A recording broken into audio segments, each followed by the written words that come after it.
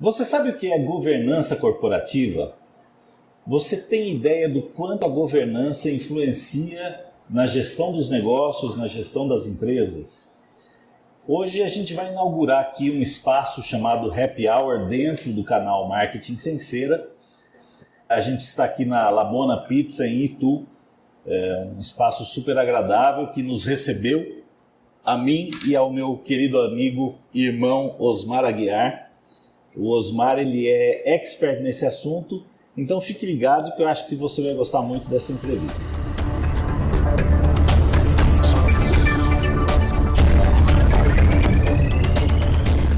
Bom, Osmar, obrigado pela presença aqui. Você está inaugurando esse espaço chamado Happy Hour dentro do nosso canal. Eu convidei você porque eu acho que o tema governança corporativa, ele desperta, assim, às vezes até uma curiosidade de quem não conhece. É verdade. Né? Mas antes eu queria saber, aliás, queria passar, que eu já conheço você muito bem, eu queria passar para o pessoal quem é o Osmar. Você é formado em tecnologia, tem pós-graduação em gestão de projetos, coisa e tal, mas você, assim, mergulhou muito nessa parte de governança, compliance, etc., passando por duas das Big Five de consultoria do mercado, né? A Arthur Andersen e a Deloitte. É isso? Isso. No total, foram quantos anos nessas duas empresas? Então, em primeiro lugar, agradeço o convite e a edição para o Happy Hour. Gosto muito de fazer um Happy Hour, é super importante, é necessário, né? Gostamos, né? No mundo dos negócios também é necessário ter um Sim, Happy Hour. Com certeza. Então, minha trajetória de carreira é de 20 anos no mercado, um pouco mais. Eu iniciei minha carreira na Cobra Computadores, foi uma das primeiras empresas de tecnologias do Brasil, né? E passei pela Arthur Andersen, uma grande escola, e segui minha carreira pela Deloitte. Ao longo da carreira, 20 anos, e dentro das empresas da Big Five na época, né? Hoje elas se tornaram Big Four, né? Foram mais de 15 anos. E na Deloitte, inclusive, você fez alguns trabalhos assim, bastante interessantes. Por exemplo, na África, você estava falando, a gente já conversou bastante sobre isso, Copa do Mundo, enfim. Um dos projetos muito interessantes, conhecido por praticamente todos, foi a Copa do Mundo, né? Onde o Brasil sediou a Copa do Mundo em 2014. Eu revisei alguns projetos na África do Sul, foi muito interessante. Então tive acesso desde 2007 à turma da África do Sul, fui para a África, revisei projetos, recebi os africanos aqui, o pessoal que estava pilotando a parte financeira, a parte operacional da Copa do Mundo. Foi muito interessante, foi uma vivência muito boa. Então, fala para a gente, o que é exatamente governança corporativa? É um tema que parece que está na moda, mas é um tema que já vem de muitos anos, né? Que é um sistema que assegura o governo estratégico de uma organização. Para assegurar os sócios proprietários, investidores e conselho de administração, uma equidade, uma transparência e o que é mais importante nesse negócio todo é accountability, é uma prestação de contas dos executivos. É extremamente necessário no mundo de hoje, né, na nossa atualidade, que é a prestação de contas. E isso segue com um monitoramento estratégico e operacional e administrativo das diretorias, trazendo à tona a prestação de contas e o que realmente importa dentro da organização, demandados pelos sócios, pelo conselho. Eu acompanhei seu trabalho, nós trabalhamos juntos no grupo JLJ, passei a admirar você a partir de então. E uma coisa que me suscita um pouco a curiosidade você falou de executivos, de conselho de administração, etc. Mas a essência da governança, a gente sabe que as grandes organizações precisam da governança corporativa. Mas empresas menores, eu não digo pequenas empresas, mas empresas de grande porte, ou até de porte médio, elas podem fazer uma governança, obviamente que não nos padrões de grandes empresas, de multinacionais, etc., mas elas podem trabalhar a essência da governança né, dentro desses limites, né, ou não? Sem dúvida. Isso aí vem desde pequeno. A gente faz a governança na nossa vida, né? A vida pessoal, vida profissional. Uma pequena, média e grande empresa, ela deve aderir a uma governança, ter uma governança corporativa que segue por diversos pilares, né? E isso é extremamente importante no dia a dia de uma organização para buscar um sucesso. Uhum. Então me fala uma coisa, a governança corporativa, ela é edificada em certos pilares, não é isso? Que a gente, como eu acompanhei seu trabalho, eu sei um pouco disso. Sem dúvida. São pilares, é esse mesmo o nome? A gente usa como pilares, que é iniciando com uma gestão de riscos, né, que gera um impacto e probabilidade de um risco se materializar ao longo de um tempo, para você não atingir os seus objetivos estratégicos. E aí vem controles internos, que é para verificar toda essa estrutura, se essa estrutura de controles hoje na organização, se esses riscos estão se materializando ou não. Uhum. Né? E aí segue com compliance, que hoje está super na moda, né, o tema compliance, todo mundo fala de compliance. O que é compliance? Que vem do verbo to comply, né, o verbo em inglês to comply, que é aderir às regras, seguir normas, seguir procedimentos, é justamente regras, leis, né, e os órgãos reguladores cada vez mais próximos. Né? Antigamente essa área, isso é interessante isso para a gente comentar, de 15 anos para trás era uma área que era demandada, né, um tema muito demandado. Você tinha uma demanda, vinha um consultor, ele executava um trabalho. Depois ele passou a ser algo reativo. Aconteceu alguma situação dentro da organização, eu tive uma reação, contrata-se um executivo para nos auxiliar com esse tema. E de um tempo isso foi avançando e começou a ser algo reativo e proativo. É algo que eu vou, além de eu reagir ao que acontece, eu vou ter uma proatividade de implementar alguns controles para que aquele risco ele não se materialize, então, em função de regras. E é interessante, você tocou num ponto que eu não resisto, eu não posso deixar de fazer uma analogia, que inclusive a gente já fez isso antes.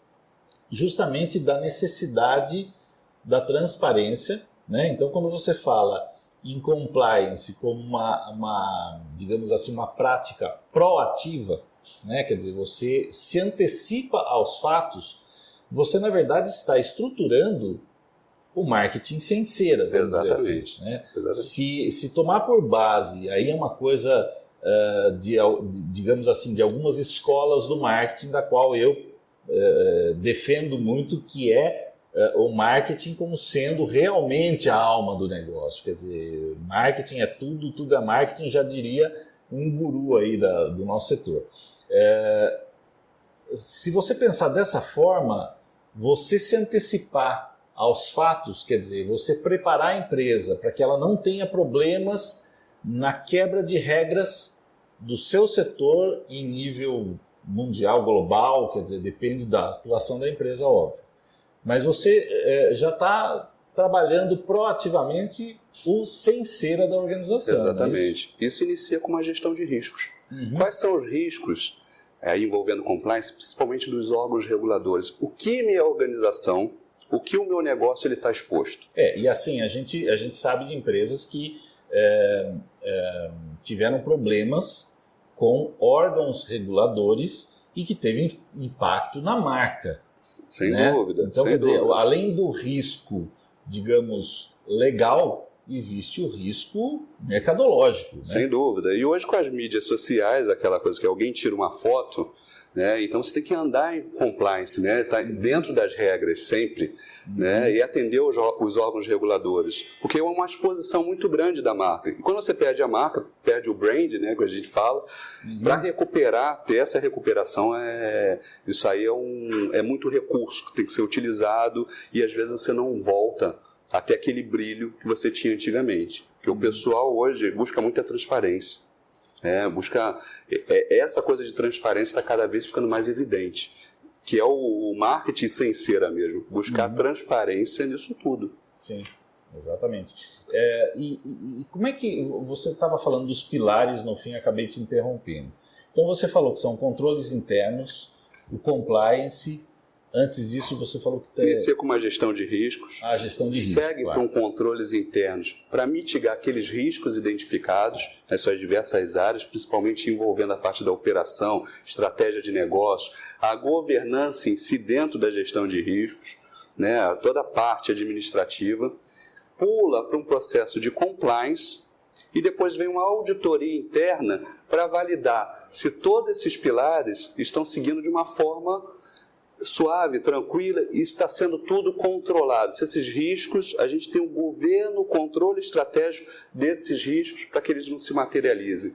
E a materialização de riscos, ela gera um impacto, o impacto geralmente ele é financeiro. Como é que funciona o risco? Ele é um impacto financeiro versus uma probabilidade. E a probabilidade é a quantidade de eventos, quantidade numa linha de tempo. Então, em quanto tempo aquele evento acontece? Existe uma probabilidade de ter aquele risco. Então a gente faz o impacto versus probabilidade, traça um eixo e a gente visualiza quais são as materialidades da organização que ela está exposta. Nisso segue com controles internos e vem a auditoria verificando se existe aderência nesses controles ou não. Agora me surge uma dúvida com relação à ouvidoria. A gente vê, por exemplo, aqui a gente está aqui na Labona Pizza, a gente vê aí uma caixa de sugestões que os clientes colocam aí uma sugestão ou uma reclamação, seja lá o que for. Em algumas empresas, e eu já passei por isso algumas vezes nas consultorias que eu executei, às vezes o gestor falava assim, a gente está pensando em colocar uma caixa de sugestão, coisa e tal, e eu sempre questionei o seguinte, bom, você vai fazer o que com isso? Porque não adianta você colocar a caixa de sugestão e simplesmente a empresa não fazer nada a respeito do assunto, né? Como é que funciona, como é que são os canais de ouvidoria no trabalho que você faz, por exemplo? Chama muito de canais de compliance, que um deles é um canal de ouvidoria. Então, se a gente pegar Fale Conosco, canal de denúncia, Fale com o Presidente, canal de ouvidoria, são canais de compliance. Isso é muito importante, principalmente para aquele executivo ou os sócios proprietários, o conselho, que quer entender quais são os valores dos acionistas, quais são os valores do conselho, da alta administração como um todo, de investidores, que é aumento de receita, são 4 grandes pilares também, aumento de receita, redução de custos, melhoria dos seus ativos e melhor atendimento das expectativas do cliente, que hoje cada vez está mais exigente. Então, quando você coloca uma caixa, algo nesse sentido, é sinal que você quer ouvir o seu cliente, você quer saber se o seu produto final ele atende às expectativas, você quer saber se existe algum processo interno desconhecido, mas que aquele profissional, aquele funcionário, aquele colaborador, e quando a gente fala colaborador, são prestadores de serviços também, inclusive comunidade, né? Se a gente usar aquela palavra, os stakeholders, a gente engloba um entorno, a sociedade, falando o que está acontecendo, o que ela está vendo, que às vezes fere alguns valores e aquilo precisa ser tratado. E gera uma expectativa do que está vindo ali. E aquilo precisa ser tratado e respondido e tomadas ações aplicáveis no momento certo e com muita agilidade. Porque senão o canal cai no desuso e você precisa dar uma resposta à altura do que veio. A gente vê algumas situações de, por exemplo, de assédio moral, de assédio sexual, inclusive até existe aí uma confusão. Quando você fala em assédio moral, a pessoa fala, não, ninguém me cantou, não é isso. Assédio moral é a humilhação, né, por exemplo. Esses canais de ouvidoria são muito utilizados para isso também, né? Muito utilizado. Recentemente escrevi um artigo no mercado, publiquei nas mídias sociais. No LinkedIn. E outras mídias. Nós vamos colocar o link na descrição do vídeo. Perfeito. Que ele engloba, geralmente, canais de denúncia, os canais de compliance, a ouvidoria em si, a gente fala muito em, vou achar uma fraude, um erro de processo. Pesquisas recentes, e eu participei de várias delas, inclusive na prática, atuando em algumas organizações, que o canal de compliance ele não serve só para fraude, para melhoria de processos, redução de custo. Ele é um processo de humanização dentro da organização. aquele profissional, aquele funcionário que geralmente não é escutado, e ele tem até o medo de chegar nas esferas mais altas da organização, ele com um canal confiável, ele começa a falar o que está ferindo os valores dele. Até um assédio moral, um assédio sexual. Inclusive de forma anônima, se ele quiser. Né? De forma anônima, ou se ele quiser divulgar o nome dele. E se ele divulgar, o canal tem que ser sério o bastante para preservar a identidade dele. Então precisa, Edson, ter uma maturidade muito grande nesse tema, ser tratado com muita maturidade, porque você está expondo alguma pessoa, pode expor uma pessoa. Então, quando ela aciona um canal desse, ela tem a confiança que ela vai ter uma integridade preservada, ela vai ter uma melhoria dentro de uma organização. Isso é muito importante, ser tratado de uma forma sigilosa, de uma forma transparente, de uma forma bem honesta com todos. Agora, como é que fica, do ponto de vista de falar uma coisa que o empresariado adora, né? Que é a questão da rentabilidade. Como é que será que compensa para o empresário investir num trabalho de governança? Quer dizer, isso de alguma forma, como é que vai trazer ganho para ele, né? Para a empresa, de modo geral? Ele está investindo em inteligência, que a gente fala muito inteligência em risco nos negócios, que é aumento de receita, redução de custos, melhoria nos ativos e atendimento às expectativas do cliente. Né? Hoje a gente vê num processo, hoje vê mundialmente, desempregos, redução de custo em processo, as empresas buscando mais comprometimento dos executivos, querendo buscar uma melhoria de processo para reduzir mesmo o custo. Então, quando você traz uma governança e você quebra ela em pilares, você pega uma gestão de risco. Quais são os riscos inerentes ao meu negócio? Então, eu vou monitorar. Primeiro, eu vou pegar todos esses riscos e mapear, deixar no meu radar, pegar os controles internos que eu tenho. Se eles atendem, né, se eles mitigam esses riscos, controlar aquilo de uma forma que também eu não onere os custos, porque controlar, também eu faço um controle acima do que eu necessito, eu vou colocar dinheiro ali, então vou colocar mais custo em um controle que talvez não seja necessário. Então você tem que ter o controle na medida certa ao seu risco. Eu me lembro até, desculpa te cortar, eu trabalhei numa empresa, obviamente eu não vou citar o nome, mas era uma empresa assim que tinha, um dos diretores tinha uma obsessão pelo controle. E ele acabava criando, sem ele perceber, quer dizer, ao longo do tempo a gente percebia isso, que ele criava controle do controle. Quer dizer, você precisa ter uma certa dosagem nisso também, para a coisa não ficar tão controlada que você se descontrola. Exatamente. Porque você fica com tanta informação que você não sabe o que fazer com aquilo. Exatamente. Né? E acaba engessando um processo. Né? A grande preocupação é colocar o controle do controle do controle e você acabar tendo mais custo que se aquele risco se materializar, você gastou muito mais para controlar do que assumir o próprio risco. Então, a equação de impacto versus probabilidade, que é a probabilidade que aquele risco pode se materializar ao longo do tempo. Então, essa sintonia fina que você tem que fazer com controles internos, para não onerar os seus custos dentro da organização. Então, você vem depois com uma auditoria interna para avaliar se aqueles riscos inerentes ao seu negócio eles estão controlados de uma forma saudável, sem onerar custo. Então, voltando aos pilares, que são os valores do acionista, aumento de receita, é o que as empresas estão buscando cada vez mais, a redução dos seus custos, a melhoria dos seus ativos, cada vez mais melhorar o meu ativo, tudo que eu tenho dentro da minha organização, e mais importante, dar valor também como um ativo aos seus profissionais, para atender as expectativas dos clientes. O cliente é aquele, hoje a gente fala que ele dita as regras, né? De um produto, ele quer saber, ele quer ter uma transparência de um produto com qualidade. Então, tudo isso eu acabo gerando para o meu produto final. E se eu não tenho uma uma estrutura de controles internos, se eu não tenho, eu acabo jogando isso para o meu produto, porque se eu tenho um custo muito alto, um custo elevado, exatamente, que paga o cliente. Então eu acabo jogando lá para o meu produto e ele vai ficando cada vez mais insatisfeito, porque aquele produto é caro. Diminui a competitividade. Vai diminuindo nossos diminui players. A hoje. Rentabilidade. Exatamente. Hoje o mercado está muito acirrado. Os players, nossos concorrentes, estão se preparando cada vez mais. Eu digo que a governança e a gestão de risco é como se fosse um barco à vela. A gente não consegue controlar a pressão do ar, a gente não consegue controlar o vento que vem, as correntezas, mas a gente está num barco à vela que a gente consegue movimentar a vela com o vento a nosso favor.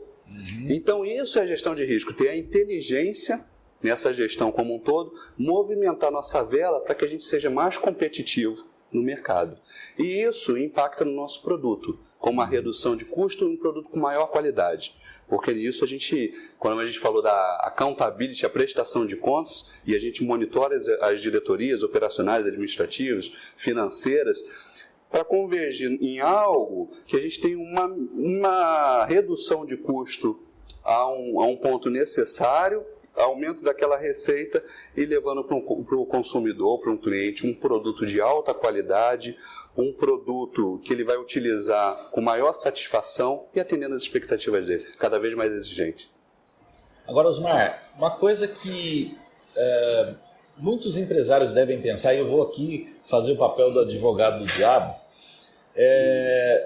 muita gente tem medo, porque hoje em dia as empresas, seja comércio, indústria, a empresa é de serviços, de modo geral, né? A empresa de serviços quer dizer, ela tem o ser humano como realmente mola propulsora das coisas acontecendo. E os processos estão inerentes ao ser humano. A gente não pode deixar na mão do ser humano, eu costumo dizer isso, na verdade, né? Você não pode deixar na mão do ser humano, você precisa sistematizar a empresa para que o ser humano, sabendo do seu papel dentro do processo, a coisa flua. Então, eu acho assim, vital que a empresa entenda o seu processo, revise seus processos e inclusive, formalize os seus processos, né? Agora, acontece dos empresários terem receio de que esse trabalho de governança torne esses processos engessados, travados? Existe esse receio? E se existe, eu gostaria que você desse a sua opinião a respeito disso. Sem dúvida, existe muito disso, até por desconhecimento desse sistema, da governança de seus pilares, até para atender os objetivos e valores dos acionistas, do conselho, dos investidores, dos cotistas, né? A gente fala muito sobre isso. Se a gente imaginar, vou fazer uma analogia com carros de alta velocidade, a gente precisa ter uma série de controles e esse esporte, vamos dizer assim, a gente pega um esporte envolvendo carro de alta velocidade, ele é um esporte que tem muito risco. Tem muito risco, o risco inerente de uma batida, o risco inerente daquele cara perder a corrida e às vezes até fatal, e a morte é algo imensurável, né? A gente tem que preservar a vida ao extremo, né? Uma fatalidade, isso aí a gente não pode cogitar em nenhuma prova de alta velocidade e tudo mais. Então a gente pega o carro de alta velocidade. Qual o principal objetivo de um carro de alta velocidade numa corrida? É ganhar a corrida e ser o mais veloz possível. Então quando a gente fala, a gente vai engessar ou não, qual é o principal controle de um carro de alta velocidade? Uns vão falar motor, outros vão falar é o piloto, né? Outros vão falar o pneu tem que estar aderente, mas o principal componente de um controle interno de um carro é o freio. Aí a gente fala, bom, mas o freio, eu vou pisar no freio, o carro não vai sair do lugar, mas eu preciso da velocidade para ganhar. O controle interno e essa inteligência em riscos quando eu identifico um risco, eu vejo que tem uma probabilidade dele se materializar, de eu ter um impacto, eu freio na medida certa, então eu calibro o meu freio para que eu passe pelaquela curva e depois eu comece a acelerar. Então, aquela preocupação de engessar, se eu pisar no freio, eu não saio do lugar, mas eu preciso da velocidade. Então, essa inteligência, esse sistema como um todo, englobando todos esses pilares, eu calibro o meu controle na medida que eu preciso frear para que eu possa vencer os meus oponentes, que são os concorrentes de mercado hoje. Sim. Então, eu calibro na medida certa. E tudo isso tem todo um estudo, ele é bem amplo, complexo, e ele tem que ter uma interligação entre esses pilares. E assim funciona dessa forma. Trazendo essa analogia, fica muito mais fácil de responder. Ótimo, então, Osmar, muito obrigado, cara. Obrigado mesmo pela presença aqui, pelo seu tempo, pelo conteúdo que você está passando aí para o pessoal. Acho importantíssimo o trabalho de governança nas empresas, acho que você dá uma contribuição assim que até os próprios gestores talvez não tenham noção do quanto é importante isso. Então, muito obrigado. Nós vamos agora pedir a nossa porção, o nosso chopinho, né, para encerrar o happy hour de acordo como ele tem que ser mesmo. Verdade. Né?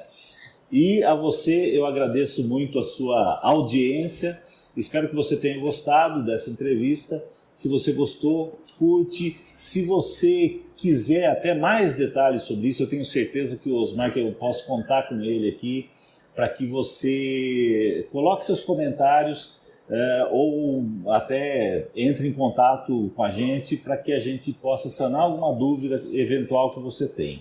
Tá? E se você gostou, compartilhe também.